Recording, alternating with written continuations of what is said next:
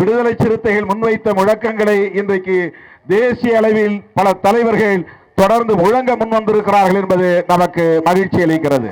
Demonetisation என்கிற பணமதிப்பு நீக்க நடவடிக்கையை மோடி அவர்கள் அறிவித்தவுடனேயே தொடர்ந்து கடுமையான எதிர்ப்பை வெளிப்படுத்தியதுடன் மட்டுமில்லாமல் பாண்டிச்சேரியிலே அரசியலமைப்பு சட்ட பாதுகாப்பு மாநாட்டை நாம் நடத்தினோம். அதன் பிறகு சரியாக ஒரு ஆண்டுக்கு பிறகுதான் தேசிய அளவிலே பல கட்சிகள் நம்முடைய கோரிக்கையை அல்லது நம்முடைய முழக்கத்தை உயர்த்தி பிடிக்க தொடங்கினார்கள். ஆகவே நான் பெருமையோடு சொல்ல விரும்புகிறேன், நெஞ்சை நிமிர்த்தி சொல்ல விரும்புகிறேன், இன்றைக்கு இந்திய தேசிய அரசியலின் திசை வழியை தீர்மானிக்கிற ஆற்றல் விடுதலை சிறுத்தைகள் கட்சிக்கு உள்ளது சொல்ல விரும்புகிறேன். இன்றைக்கு மம்தா பானர்ஜி அவர்களும் நம்மை போலவே முழங்க தொடங்கி இருக்கிறார்.